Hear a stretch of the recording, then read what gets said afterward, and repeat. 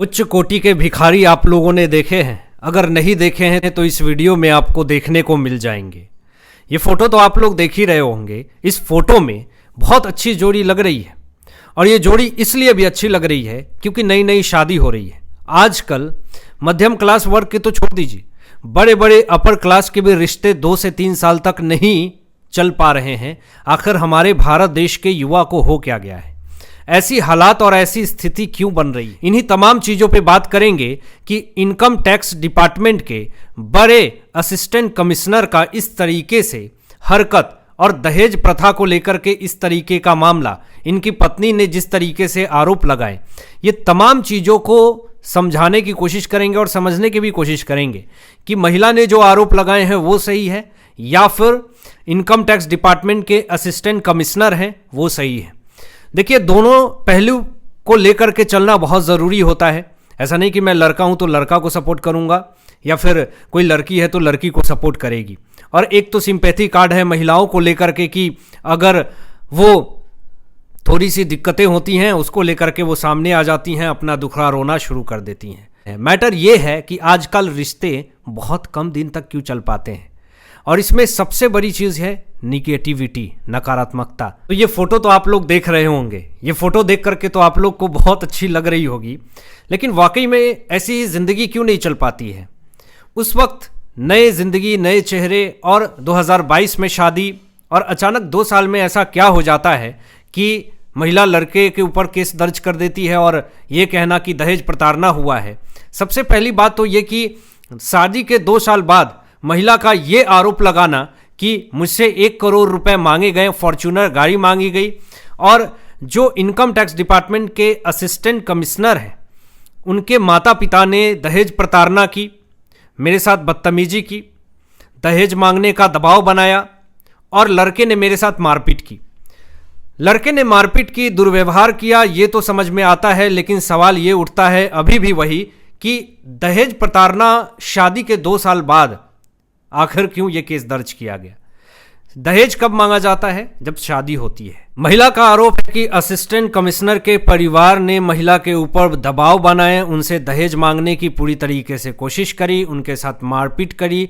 जब महिला को बहुत मारा जाता है, बहुत पीटा जाता है असिस्टेंट कमिश्नर के परिवार के तरफ से, तो वो महिला अपनी ज़िंदगी बचाने को लेकर के अपनी मायके में जा कर के बस जाती है। मेरी गवर्नमेंट से अपील यही है कि जांच होनी चाहिए इस मुद्दे पे। महिला के ऊपर भी जांच होनी चाहिए, महिला के परिवार के ऊपर भी जांच होनी चाहिए, असिस्टेंट कमिश्नर के परिवार के ऊपर भी जांच होनी चाहिए, जो असिस्टेंट कमिश्नर है उसके ऊपर भी जांच होनी चाहिए, और जो भी इसमें दोषी पाया जाता है तो असिस्टेंट कमिश्नर को नौकरी से बर्खास्त भी करना चाहिए। लड़की का आरोप है कि 13 मई 2022 को चिराग के साथ इनकी शादी होती है होटल रामबाग में। इनके पास पैसे नहीं होते हैं तो इनके परिवार वालों से, इधर उधर सके संबंधी से पैसे उधार लेकर के लड़के वाले को 5 लाख रुपए नगद, डायमंड की रिंग, ये तमाम चीज़ें दी जाती है। लेकिन वहाँ तक सब कुछ अच्छा होता है, वहाँ तक दहेज की बात नहीं आती है, 1 करोड़ रुपए दहेज मांगने की बात नहीं आती है।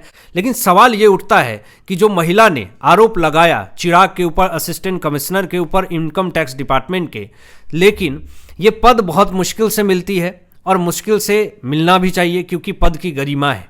लेकिन 1 करोड़ रुपए एक बड़ा सवाल यहाँ पे, और दहेज प्रताड़ना एक बड़ा किस्सा यहाँ पे।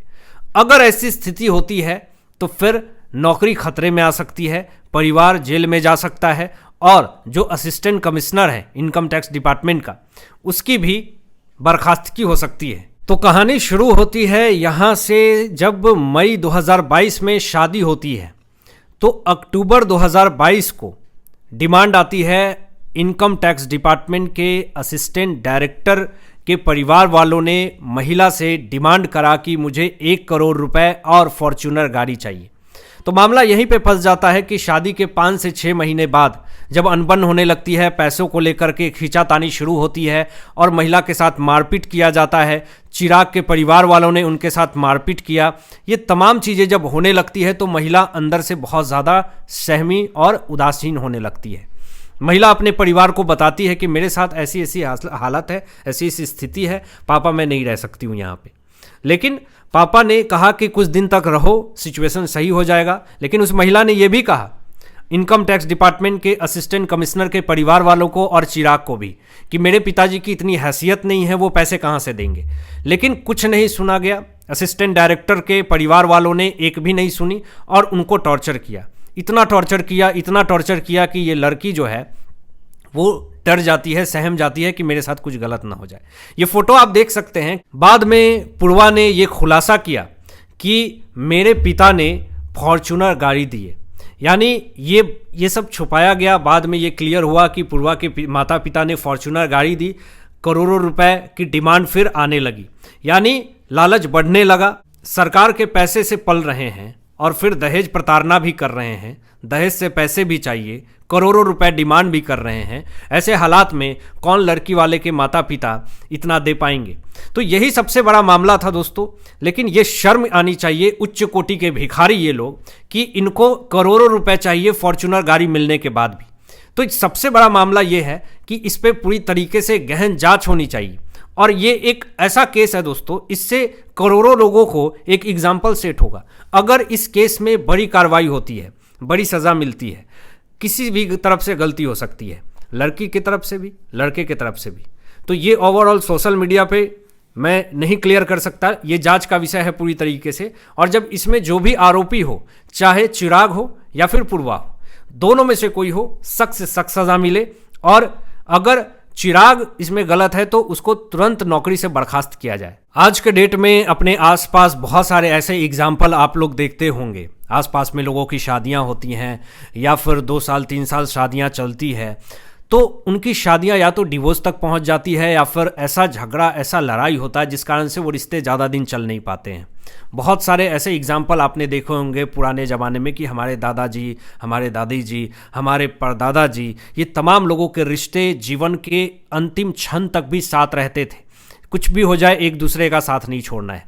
लेकिन आजकल ऐसी क्या स्थिति आ गई है? सबसे बड़ी चीज़ निगेटिविटी, सबसे बड़ी चीज़ मोबाइल, सबसे बड़ी चीज़ सोशल मीडिया। दिन रात आप सोशल मीडिया में अपने आप को डुबाए रहते हैं, फैमिली को टाइम देते नहीं हैं, एक दूसरे को समझ नहीं पाते हैं। हम लोग समझते क्या है कि यूट्यूब पे रील्स कौन सी वायरल हो रही है, ट्रेंडिंग में अभी क्या है, फिल्म कौन सी रिलीज़ हो रही है, या फिर फेसबुक पे, इंस्टाग्राम पे क्या क्या आने वाले हैं। इन सब चीज़ों के आप नोटिफिकेशन बेल आइकॉन प्रेस करके रखते हैं और आपको तुरंत नोटिफिकेशन आता है और आप उसमें घुस जाते हैं। लेकिन आप कभी ये नहीं समझने की कोशिश करते हैं कि आपकी पत्नी क्या सोचती है और आपके पति क्या सोचते हैं आपके बारे में। तो रिश्ते को समझना बहुत ज़रूरी है।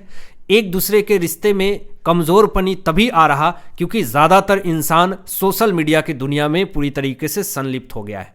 इससे बाहर आइए, रियल वर्ल्ड में मत घूमिए, रियल वर्ल्ड में जाइए, क्योंकि आपकी ज़िंदगी आपका इंतज़ार कर रही है। इस पृथ्वी पे ही स्वर्ग है दोस्तों, और अगर इस स्वर्ग को पहचानना है तो एक दूसरे को पहचानना पड़ेगा और ये रिश्ते को समझना पड़ेगा। आप लोग सोच रहे होंगे कि आज इतनी बड़ी बड़ी डींगे और इतनी बड़ी बड़ी डायलॉग और फिलॉसफी क्यों? लेकिन बड़ी बड़ी डींगे, बड़ी बड़ी फिलॉसफी नहीं है, ये जीवन की सत्यता है। भले ये आज आपको समझ में नहीं आए, 1 साल बाद समझ में आएगी, या जिनकी शादी नहीं हुई है वो नहीं समझ पाएंगे, जिनकी शादी हो जाएगी वो 2, 3, 4 साल बाद समझेंगे मेरी बातों को। तो ओवरऑल यही है कि रिश्ते को समय दे।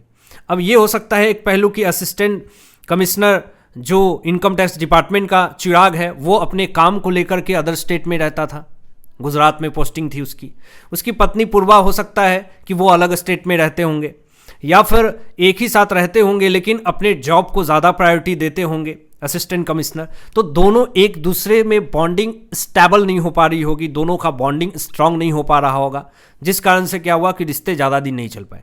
ताज्जुब हो गया सुन करके कि 2022 की शादी 2024 तक अटक गई, टूट गई, खत्म होने वाली है, और यहाँ तक कि केस भी दर्ज हो गया। आप ज़रूर सोच करके, सुन करके आपको भी शॉक्ड हो रहे होंगे आप लोग भी। ऐसे एग्जाम्पल, ऐसा नहीं कि मैं पहली बार आपको बता रहा हूँ, ऐसे एग्जाम्पल आपके आसपास बहुत सारे लोगों के साथ ऐसा होता है। तो इसलिए अगर होता है तो खुद के साथ हो, ऐसा इंतज़ार क्यों करें? जागरूक होइए, अपने आप को जागरूक बनाइए और लोगों को पॉजिटिविटी के साथ स्प्रेड कीजिए कि ऐसा दोबारा ना हो। तो आज का वीडियो दोस्तों कैसा लगा आपको ज़रूर कमेंट करके बताइएगा, इससे मुझे मोटिवेशन मिलता है। ऐसे ही लेटेस्ट ब्रेकिंग एनालिसिस के साथ आप लोग के साथ ज़रूर कनेक्ट होऊंगा। फिर मिलते हैं एक नई वीडियो, नई सोच के साथ। तब तक अपना ध्यान रखिएगा, ख्याल रखिएगा। सत्यमेव जयते।